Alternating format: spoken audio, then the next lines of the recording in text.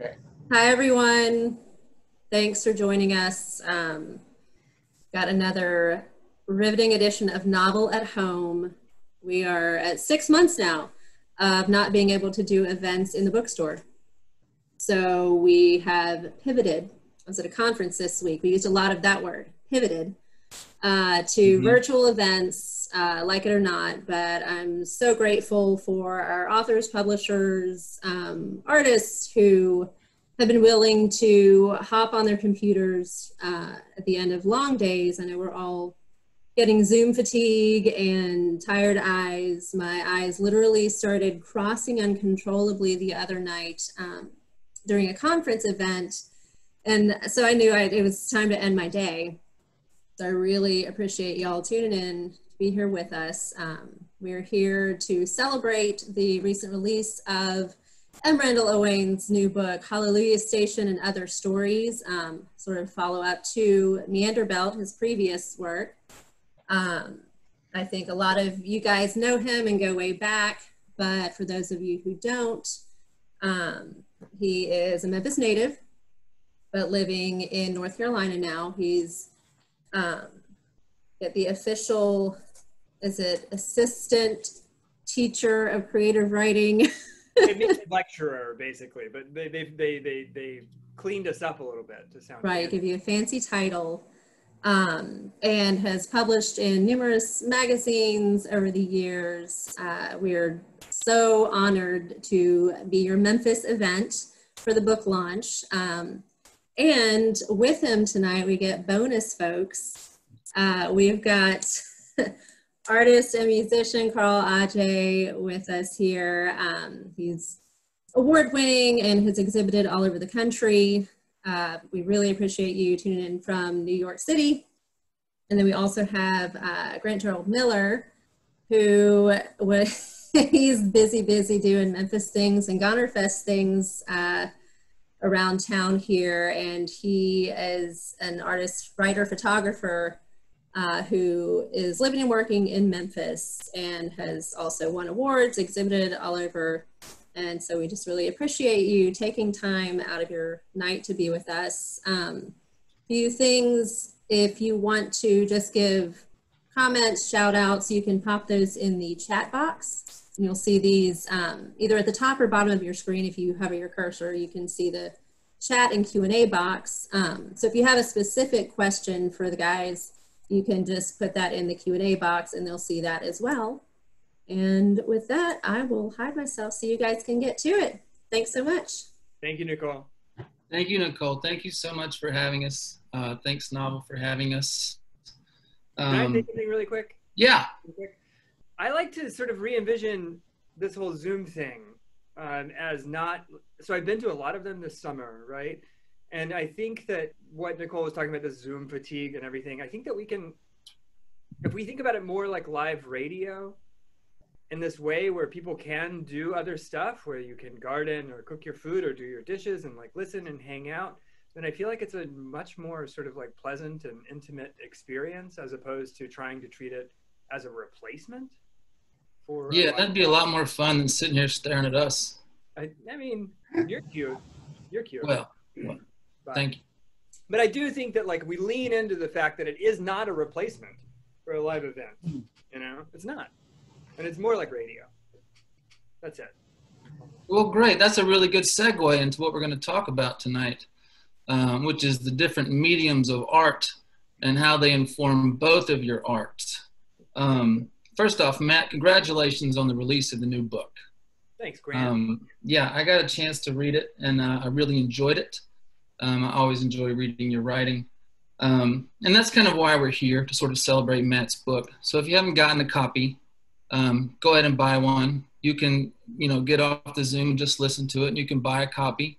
Buy one through Novel, and they'll send it right to you. And we're also here with Carl Auge. Carl created the artwork that's on the cover of the book. Interestingly enough, he didn't create the artwork specifically for the cover of the book. He made that piece of art many years ago, and it sort of coalesced really, really well, and I think is a perfect representation of the book. some sort of Gaia principle there at work, which I think is really interesting. And we decided that instead of having a reading tonight, you know, we were going to sort of have more of a conversation just about art in general, and how different mediums of art inform other mediums of art. You know, Matt, there's a lot of references to art and film and music in your book. And Carl, there's obviously a lot of references to, you know, music, photography, and literature in your body of work. And I just wanted to sort of talk about how these things kind of influence and coalesce and sort of nebulize in y'all's work. And just so we're on the same page, a little bit later, I also want to talk about something that I think is a little bit cliche, but that I think is integral to both of your work, and that's this idea of home. You know, in the way that artists sort of explore the concept of home. You know, this concept is very universal in art, whether, you know, much in the same way that, you know, life and death and birth and, you know, redemption and all these sorts of things. And it's really present in both of your work. So I want to talk about that. Does that sound good to you guys? Love it. Love it.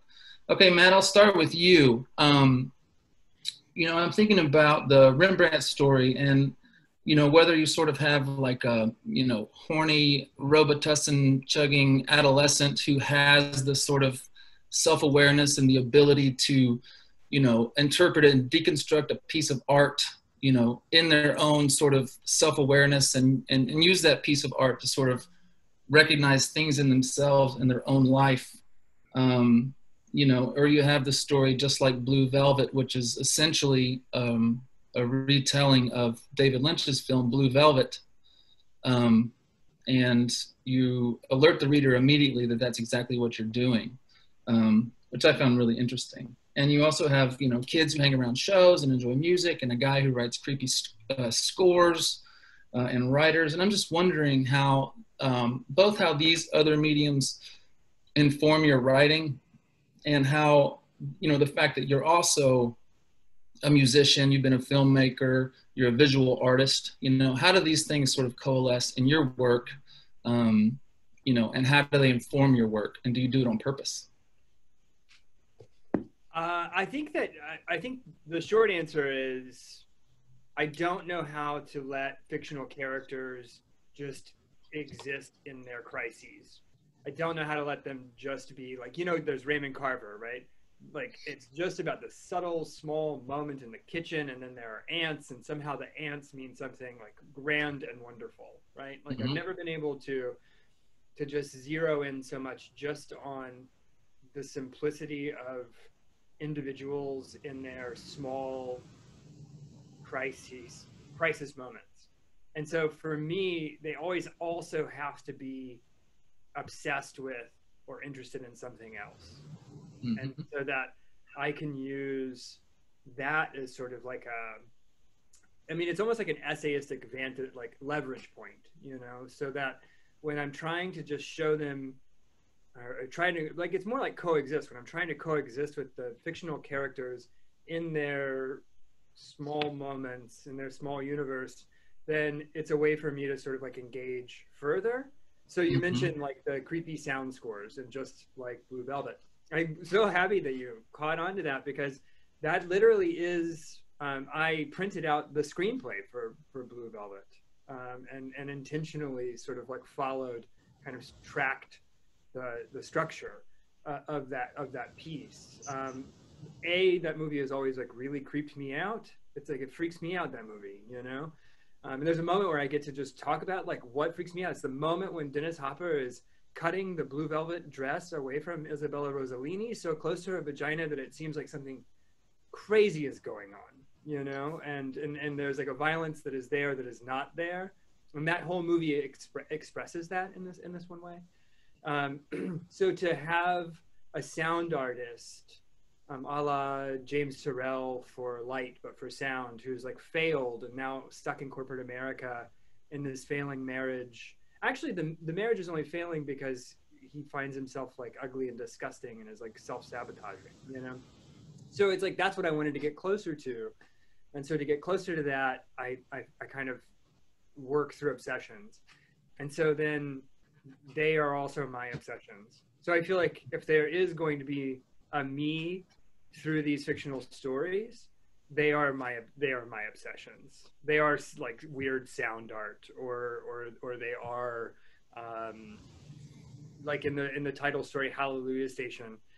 You are both musicians, and so you know the haunting when your amp isn't grounded and you pick up radio frequencies through your speaker cabinet. I've always wanted to engage with that, right? With the ungrounded radio frequencies. And there's a Lucille Ball show where she picks up radio frequencies through her silver mulling. And so those two kind of just coalesce into the story, you know? But it really came from the fact that I always wanted to write about those ghost frequencies that would come through our amps during practice. And it would always be gospel radio. Always. Yeah, you know, always. Or political radio. It was rarely anything else, you know?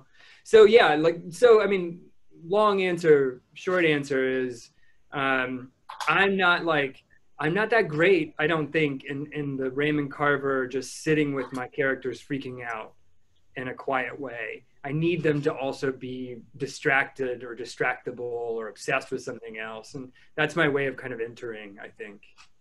Yeah, I mean, the characters themselves are definitely, you know, the conflicts are similar, but the characters themselves are more dynamic than you'll often find in like a Raymond Carver story or something.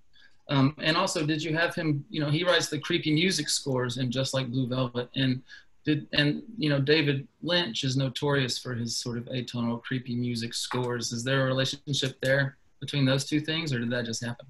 No, I was just thinking, like, what would I do if I was at the point in my life now where I ended up being forced to write marketing, but like with sound though, with diegetic or non, you know, like with sound being like, you know, the sound you pull from the world, that's diegetic sound, you know, or like songs you would pull from the world. But with that, you can underlay it in this way that no one really knows consciously that it's there. And so you could ostensibly watch a McDonald's commercial and think about Domino's Pizza because somebody put the Noid in there instead, you know, and we would and we as the like audible consumer would have a separate craving. It's just that like sort of manipulation of that consumerism uses anyway, you know. If I were in his position, if I was in Walter's position, I would do that, because why wouldn't you? I'm a copywriter too, and I write sometimes really weird things in my copy that. Do you have one in memory, like that you could just pull off? I don't want to expose myself for the type of person that I might actually be, so I'm not going to mention any.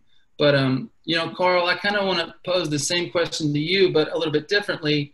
In an interview, you mentioned, and I'm probably pronouncing this wrong, but Gerard Richter, who said, the quote was, "You take pictures to take a picture. You're lucky if one will become a painting." And I was curious about that because I know a lot of your work is inspired by, or is, you know, a direct representation of photographs that either you've taken or friends have taken. And you know, I was wondering, do you take those pictures specifically for the purpose of painting them, or do you know, because with film, I know you probably shoot with film mostly, or did back then, and with film, you take pictures, you send it off, you get it back, you know, weeks later, and you're like, oh, I forgot that I took that picture. Oh, I forgot. So I was just wondering what that process was like. Yeah, I'll save the rest for later. Yeah, no, I've never taken a photograph with the intention of creating a painting from it. That's why, you know, I don't want to, not to get academic here, you know, but yeah, that quote from Richter, I definitely resonate, you know, and I can't say I resonated a lot with a lot of modern masters or, you know, the contemporary art world in a lot of ways, because I come from a music scene, and come from places like Memphis, you know, where the place is, you know, there's more powerful, you know, forces at work. Thank God, you know. But yeah, I mean, there's so much in academia about the relationship and the battle between photography and painting, and always back to Richter. I really agree. Painting is the preferred way of seeing something. Mm-hmm.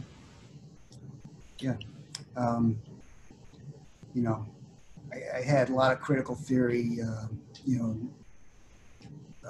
exposure in school, and I'm not really commenting on Barth's or any kind of theory. The photo is just important because I need an image. Mm-hmm.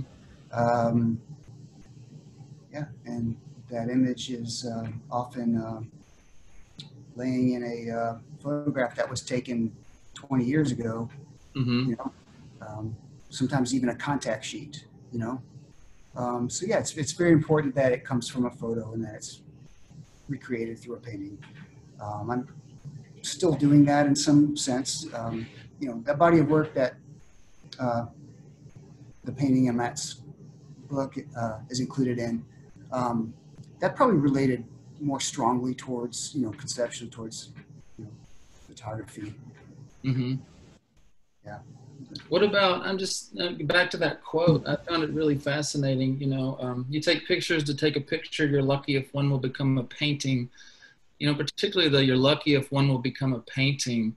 What does that mean in your estimation? Well, it's very hard to find source material. Mm-hmm. You don't sit on a hill outside in the park painting a city? I wish I did that. Someday I want to do that. In fact, when I started learning how to paint, it was really, I was really torn as to, should I even, is it even valid to work from a photo? Mm-hmm. That was like, a long time ago, just because you're learning how to, use the materials and, represent things. And, you can get quite, I don't know what the word would be, uptight in trying to render something if you're looking at the photo. And it ends up looking very flat. And Mm-hmm. you tell us from a photo, but if you're doing it intentionally, you can, exploit that to your advantage, for lack of a better word, and incorporate it into your, your vocabulary, your visual vocabulary, your voice, Mm-hmm. I became very concerned with doing that. I don't know, like right around, I guess, 2000, yeah. Right. While I have you here, I'm just gonna kind of skip ahead of my notes, but your work is often referred to in terms of Munch or expressionist painting, and it's looking at your work is often like sort of looking at an object or something kind of underwater, or I thought of it as sort of like gazing at a dream that someone else is recounting, and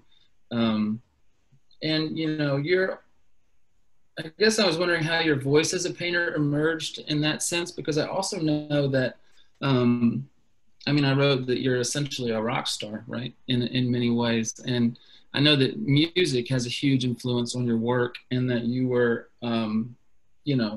just sort of involved in one of the, I think, most influential, underground bands that has really spurred an entire generation and almost created a new genre of music.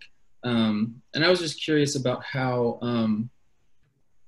that influences your painting, and how you sort of reconcile being a musician with being a painter, and when does painting do things that music can't, and when does music do things that painting can't? I know that's a lot, but hard questions. Yeah. I love that question. Yeah, it's a hard question. You're making good time though. Oh, man. I can say ever since I was, a little kid, I wanted the two, some type of visual art making and music to, coexist, and to be able to equally put energy and time into both, which is, kind of impossible, now. But I'd say, getting on with the business, whatever, of being I don't know, serious, artist. I viewed that as being a departure from music. Mm-hmm. I don't know, because the time, I never had the time with touring and a very rigid, very busy recording touring schedule to do it.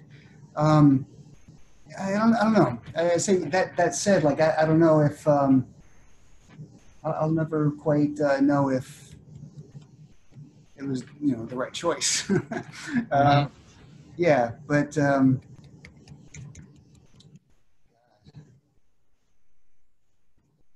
those are hard questions. We'll come back to some of them. We'll give you a break. I also think that we can all relate to the idea that it's a hard choice. I mean, the three of us sitting here, it is. Yeah. Mm-hmm. Yeah. I had a mentor. I'm really focused on either one or the other. Like if I'm playing music, it's hard for me to focus on writing, or if I'm writing, I don't really play music. Music is a bit more real in a lot of ways. It's more like because it's connected to a larger culture and perhaps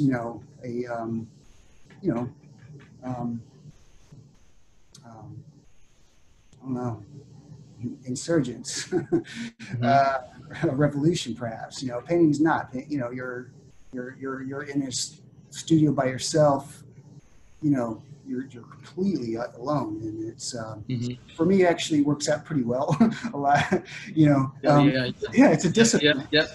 It's a discipline and a practice that's it worked out really well for me. I just want to say. Yeah. I'm there. I can't imagine getting in the van again. I mean. I have to play. So. Yeah. So yeah.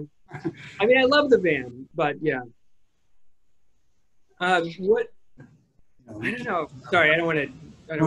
No, please. Right, you go ahead. Oh, you're not gonna go. Okay. Music, you're not going to be able to, eat and pay rent and stuff. Well, I had a mentor that Yeah. I had a mentor that told me that, and it was a thing that moved me into writing only.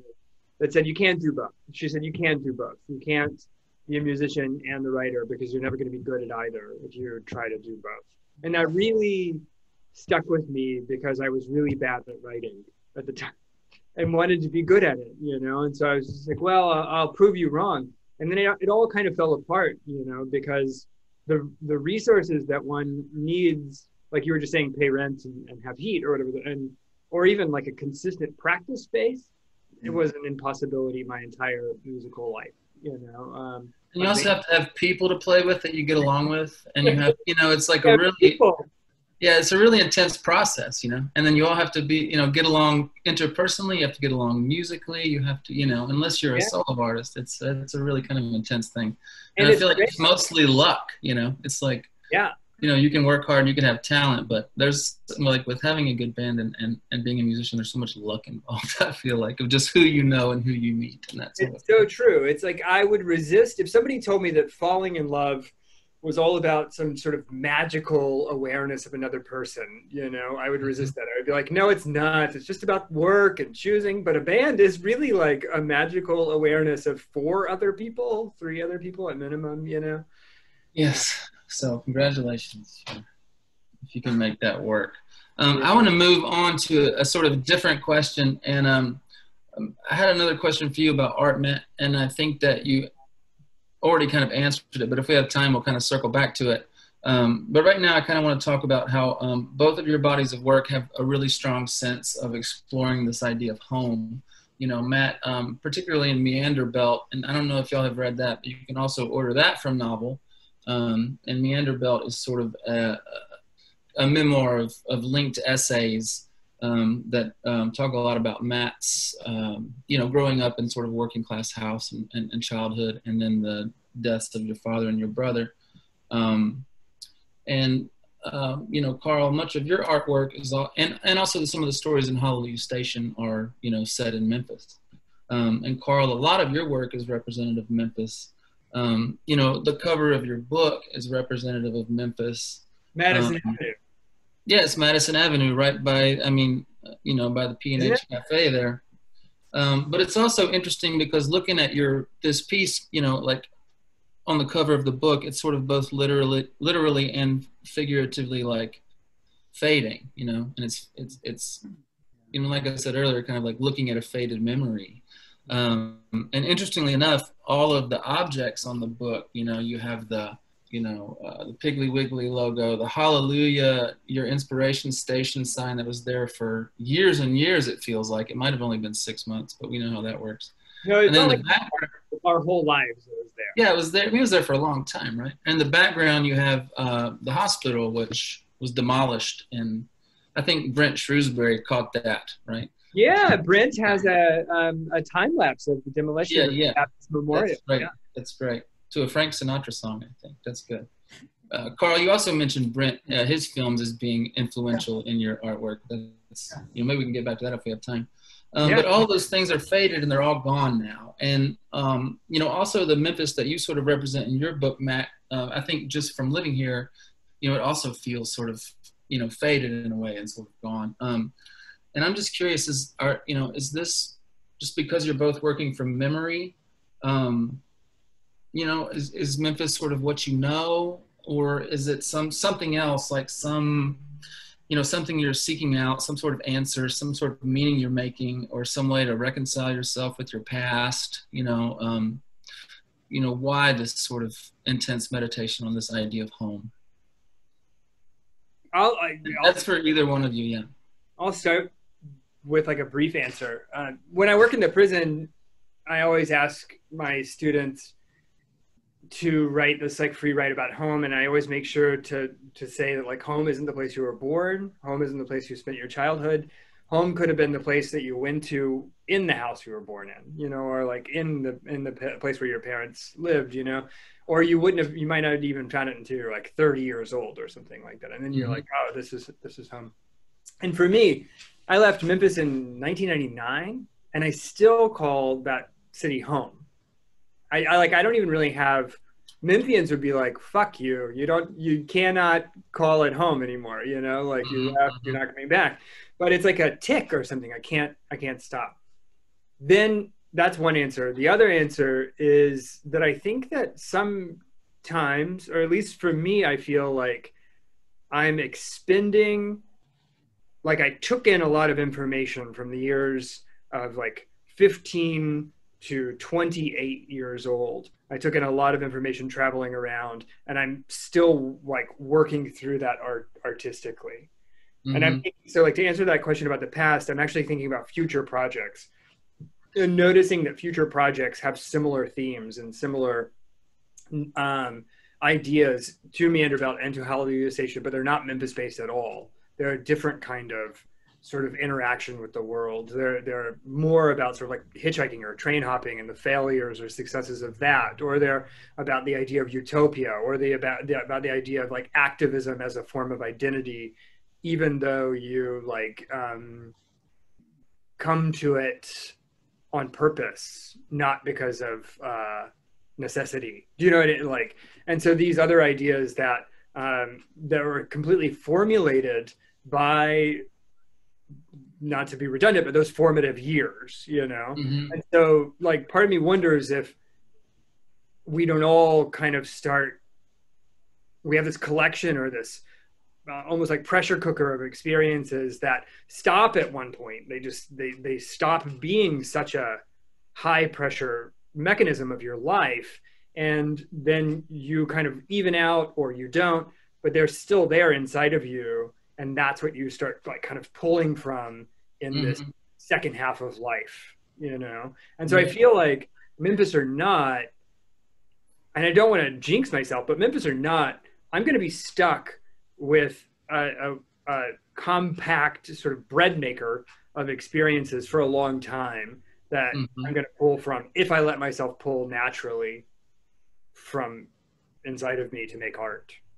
Do you think you go kind of back to the beginning and work your way up to the present, or, you know? I don't think it's that linear, but I think that I'm pulling from that period. Do you know what I mean? Like Hallelujah Station is like 100% pulling from mid to late 90s Memphis, Tennessee. Like it is absolutely pulling from seeing Carl Auge play in His Hero Is Gone to seeing like you know what I mean, to experiencing all of that, and the first moments of like travel and just these ideas of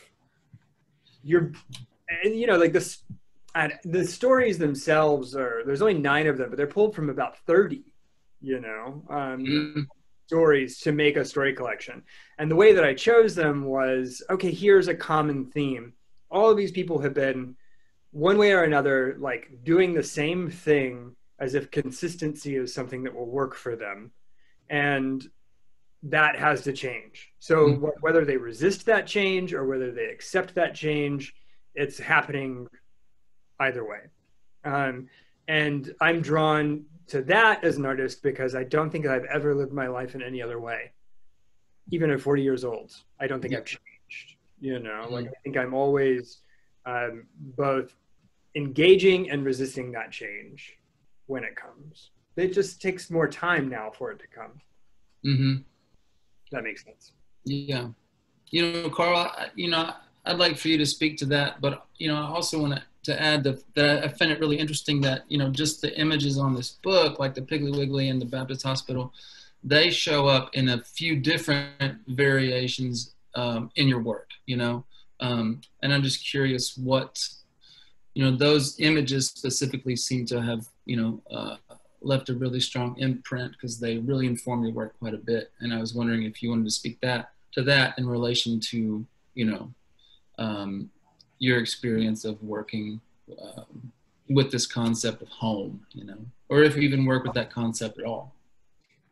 And the concept of home is that of a hallowed ground, you know, like a crime scene or a place that has been bombed or something, you know. Yeah, you know, it's, yeah, I mean, I'd say,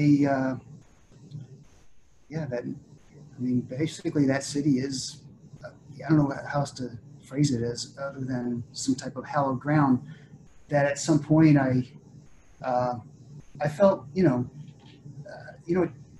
it'd been kind of stirring for a long time, the idea of, well, how do you know, what is a proper, you know, visual representation of that place, you know?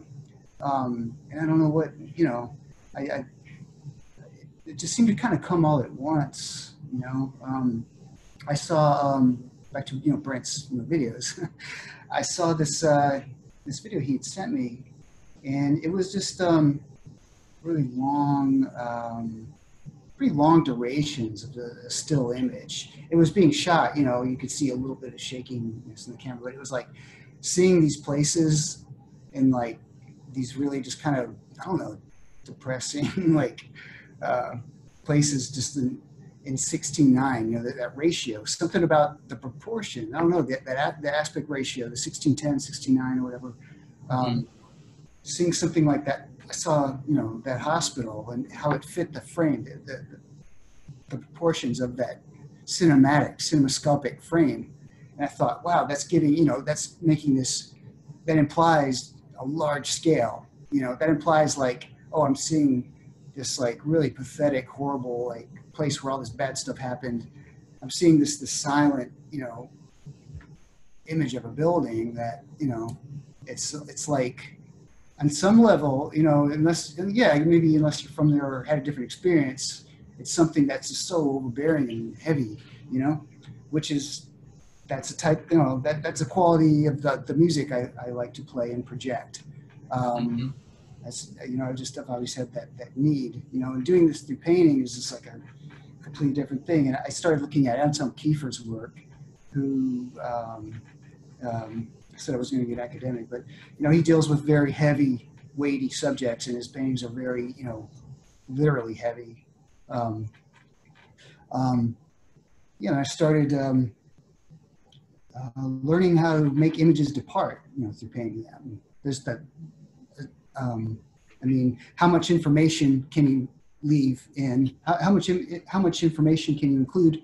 How much can you leave out? And I felt at some point, by taking away that hospital, like selectively taking away certain windows, you know, only limiting, you know, doing riffing on two views. You know, one is, you know, the elevation view that was in Brent's video. I actually used that film still to make a painting, and attack the thing much in the way that you would make an abstract expressionist painting, which is like not something, it's kind of outmoded type of painting, it kind of died with the 50s or something, but Yeah, but it's still so good. yeah, So like, good. I thought it was like a proper way to represent this place that's kind of behind the times, like literally Absolutely. Yeah. I started embarking on this type of realism that, is very, precise and true to a realist image, yet taking things away from it, to conceal it and eventually even veil it. And then these things started, being imposed upon each other and combining. The Piggly Wiggly, that just, that bright light at night, that neon sizzling sound, that's the only thing on the street you see, like the moon or something. And then these notes from a lady who I'd met actually once. They were signed 187 Timberlane. Timberlane is not a real street. It's not 187 is not an address. It's a code. Yeah. And those notes. These were created by someone who had a very rich inner life, obviously, because the notes were very delusional, and they spoke to a lot of the same. I don't know, some of the characters in Matt's book actually might relate in some way. And she was definitely like tapped into some. She was tuned into a channel, but it was her own channel, clearly. And those things all came together to create paintings. For the people who like can't see, the cover, like the obvious cover is, is the billboard, but behind it, like what you might see is like just small gray squares is the old Baptist Memorial Hospital. I was just thinking about, Grant, you said at the very beginning, not to take over, but you said in the very beginning that Carl's work has been compared to Munch's work. And the Scream, that iconic painting, is over the bridge, and behind that was the quote unquote insane asylum, where not only his sister was at the time of painting that, but a lot of his family had been placed there, and it was so close to the bridge that you could actually hear the screams of the people at the asylum due to different forms of experimentation, as well as moments of collapse or like just really intense moments. And so he would walk this bridge because he had no other way of being near his sister. And so we end up with that iconic image that even became movies, like really bad movies, and then also like scathing sort of like comedic critiques of those movies, that is this incredibly moving concept of engaging with someone who's very close to you, who is also then like trapped within an edifice, this asylum. And Baptist Memorial was very much that building. Well, it served as, it was a building it served as a hospital, an asylum, small scale prison. It was just and it was just one of those things to see it on page, and to see. I mean, when the building was demolished, there was a lot that went away with it too. Yeah. So I wonder, like, Carl, like, sorry, like, how do you, like, if you think about the Scream, Munch's The Scream, like, do you think about Baptist Memorial? Like, I mean, is there, like, are the comparisons, what are these comparisons to, like, what do they, like? Munch. I mean, it's a very different style of painting. Maybe, I think it's just the quality of having an emotion. A lot of painting, even a lot of what I would call good painting doesn't really register, feeling. I would say with Munch, very much you feel it, when you encounter it,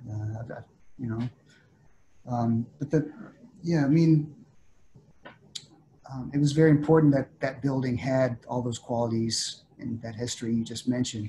I knew very little about the building actually, but I just saw it, and like, I didn't even have to, I just knew, I could tell by looking at it, and it's close enough in proximity to other buildings of its very much buildings that are very much like it.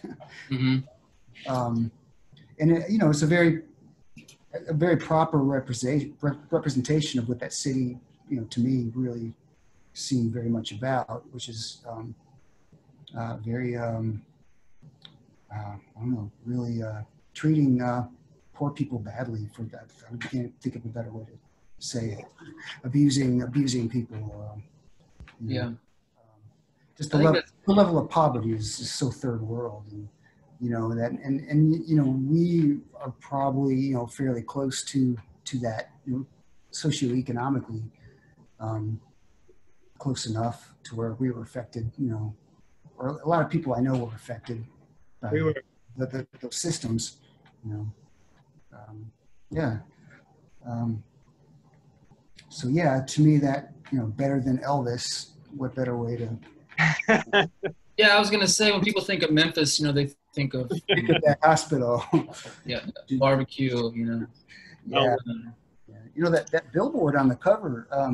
I never knew that was there when I lived there. I only saw it one of the last times I was there, and I was leaving it. It was on Madison. I was like, was it? It was right in front of the Piggly Wiggly. No, this was the Hallelujah sign. Yeah. I only saw this somewhere far away. I can't remember. Carl, no. It was right in front of the Piggly Wiggly on Madison. Okay. Like literally across the street from River City Donut Shop. Maybe there was two. Two. I swear.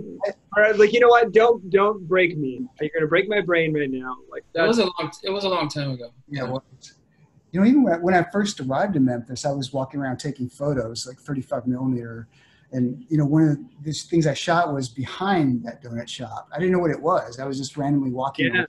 That alley. And later on, like, I made paintings out of that, like 20 years later or something. I remember looking at that photo one day. I found it, and I took it out, and someone had mentioned this idea of, like, annotating a photograph. And I started, like, writing, printing it out. And it really was it was a pretty powerful process, actually, and it evoked a lot of stories and things that, a lot of writing and a lot of things that eventually coalesced and made, that painting. Yeah. Great. Interesting. And we're talking about a lot of Carl's work here, and you have a website. Is it just carlauge.com? Yeah. Yeah, we're talking about a lot of, now that I'm, thinking about it, I'm like, oh, I wish we had slides, and Carl, I'm referring to. This is the piece I'm referring to. We'll do that next time. But carlauge.com, all the work's up there. And there's also some great interviews and stuff up there if, y'all want to explore this further, which I would highly recommend. I had a lot of specific questions that I wanted to get into, but I don't know that we're going to have time. We're already 45 minutes in. And we always want to leave them wanting more, right? Yeah. But I'm going to answer one question and ask one more question, and this might put us over the edge. But Carl, in an interview I read, oh, thanks, Nicole. She just posted the website. Perfect. In an interview once said that one day you'll make severe political paintings. The time just hasn't arrived. And I was just wondering, about that idea and that sentiment. And I pose this question to both of you. Has the time arrived? When will you know that the time has arrived? And, can art address, like, the creeping fascism, the wildfires, the systemic racism, the police brutality, the late stage capitalism? The list can go on and on and on. What is your sort of role or responsibility, as artists, making art in the fire, as they say? Part of me, I'm not going to answer it for you, Carl. I'm actually going to ask you a different question. There's something I think part of me is really confused. And I think that at least a lot of other 40-year-olds who came up in the 90s would be really confused, because those album covers of 15 ways. 15 Counts of Arson. 15 Counts of Arson and the 7-inch, like, were consumed as political objects, as political art that was taking it, I always felt that was taking it from the, like, propaganda fist in the air, like one note, context for context thing, and giving it this like incredibly nuanced edge that you could engage with and then feel. There were so many things that I loved about 90s punk rock, and like one of my favorite aspects is like you could learn something as well as like hear great music. The first record I ever bought was the Manumission Los Crudos Split 7-inch, which was like a benefit for a reservation, and it had like all of this, you know what I mean? And so like I don't know. That quote feels strange to me because I know your art as political. Well, it is. Yeah, I thought that was strange too, and I yeah. Well, disregard that then, because it always has been. Yeah. Sometimes it's not so emphatic, you know. Yeah, I mean, you know, not like propaganda, but yeah, totally, it's there. Absolutely. All those things you just described, you know, those are precisely, you know, themes or things I have dealt with, you know, in art since I started. Minus the fires, maybe, you know. Sure. Well, I was going to say, minus the fires, none of the other things are very new, you know. Yeah. They're not. Yeah. I'm still at heart a Californian. Really, right. That was kind of another question I wanted to ask too. We do have, we have like 3 minutes, I think, but nobody's asking questions, so technically we have until like a few minutes before 8 or 7 your time. So we have 5 minutes. Or 6. I was just curious about this. So we all left Memphis kind of the same time, around 20 years ago. And yeah. Carl, you went to the Bay Area. And then Matt, you and I both went to the Northwest. And since then, we've all moved to, you know, we've covered a lot of ground in the United States. You know, New York, West Virginia, Tuscaloosa, Alabama, you know, whatever. But I feel like moving to a new place is in a way kind of a reinvention of the self, you know, in many ways. And whether it's a, you know, self-delusional, mythical reinvention of the self that's not real, or whether it's kind of a real sort of honest reinvention of the self, you know, just it sort of happens naturally because you're in a new place, there's new food to eat, there's new people to play in bands with, there's new mountains or things to look at, you know, there's a new bridges, new buildings, all that sort of stuff. And I think that sort of stuff kind of changes people's perspective. And I remember growing up in Memphis, I, you know, got to a certain point, and I think we all sort of did, and a lot of people I know did, and I think a lot of people do this with their hometowns in general, but you're like, I hate this place, I got to get out of here, you know? Yeah. And I think I was gone for maybe, I don't know, 6 months or a year before I started to kind of really appreciate Memphis and to be proud of the fact that I was from Memphis. And I was just wondering if y'all experienced that, and if moving to a different place kind of reinformed your perspective on Memphis, and if that changed your, you know, work or your art in any way, if that makes sense. I think you called me out about 30 minutes ago, you know, like my Memphis is about 20 years old. Mm-hmm. My Memphis was very brief because I'm actually not from there. You know, I was born up in Detroit. You're born in Detroit, right? But it's the most powerful place I have ever lived in. You know, it's like a living entity that's full of you know, dense, damp magic, and it's dark. You know, and it's interesting.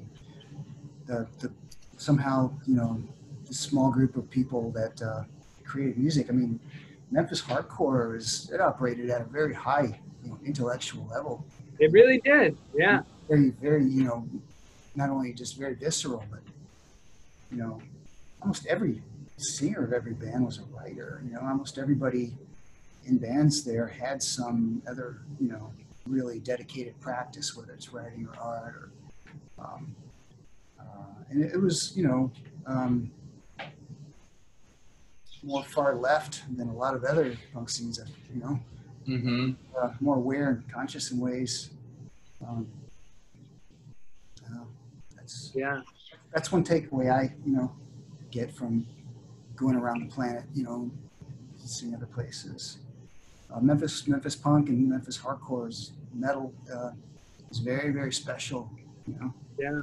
Yeah, or was. I have to say was.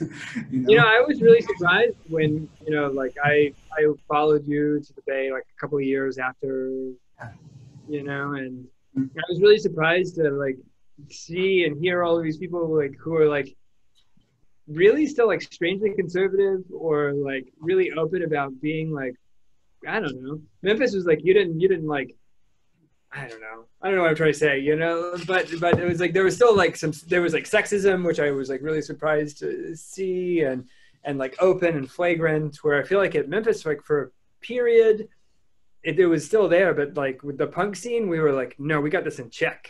And it was this sort of political machinery. I could have felt like almost like one of us, I wish it would have been Michael Kelly, you know, like would have been like a city council member or something, you know, send us to the state house. But I wish it was Michael Kelly. That's it. I just want Michael Kelly to be in the state house. Oh yeah. Yeah, I definitely got scolded by Todd Burdett a handful of times. Yeah, I appreciate those memories now.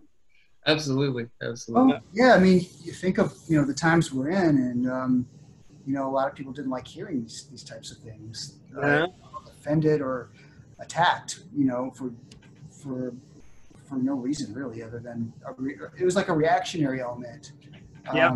Like, how are you not offended and hurt by seeing, you know, these conquerors who enslaved people and killed them, and, you know, in your, you know, towering above you everywhere you go? How does that not just hurt your head and heart and soul? And like, how does it not like enrage you and at least call for discussion or dialogue or learning or something? You know, not you know, I don't know. No, I hear it, man. I hear it, because I mean, at some point we end up in this. I kind of feel like at some point in a small scene, we end up acting as almost de facto, like within de facto tribalism, but not the tribalism that's being bandied around because of Facebook or what algorithms, like the way that it is now, like in national discussions. But we're in it together, you know, like whether it's because we're weirdos or because of finding safe places based on mental health or like being on the spectrum or addictions or sobriety because of maybe addictive personalities, you know, like we're all in it together, and we all have this like common denominator, which is we really love the music that's bringing us together.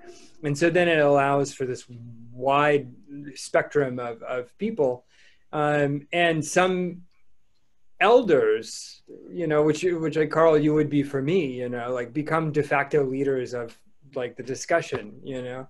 And I think about it regularly. If it wasn't for being called out for whatever or being engaged in political discourse, it was I was a dropout. I was an 8th grade dropout. So it was like this, it was a discourse. It was a college education to have Martine from Los Crudos engage with me after a show. I mean, about like being gay and Hispanic in Chicago. You know, it was like bringing in all of these perspectives that I hope that teenagers still have. I actually think teenagers are running the moment right now. I think they have control. They're generally way smarter than we were, for sure. Yeah, so there was actually a period where I felt like I wish they were there, but now I think they're running the moment. Now I think they have it under control. Like in terms, it's definitely a new ball game thing. Yeah, all about gender and sexuality and Twitter. We didn't have Twitter, you know. Yeah. So I think they're doing fine. But there was a period where I like was hoping that like the troubled youth, which I think that I could put myself in under the category, the troubled youth, would have the same sort of like educator that was the punk scene of Memphis in the 90s. Yeah, I agree, absolutely. I had nothing like that, you know. I had to start from, you know, seemingly nowhere, but that's the whole point, you know. Yeah. That's great. Thank you, Carl. Yeah, thanks, Carl. Thanks, Matt. And thanks, Novel. And I just want to say that I think this is, you know, one of the greatest hybridizations of two of my favorite artists, you know, into one object. And I'm, you know, thankful to have been able to be a part of this conversation. And did y'all, do you have anything else you want to add? Just that I love you both. Thank you. Thank you. Yeah, I love you too. And thank you guys. This was amazing. Even more than I could have imagined.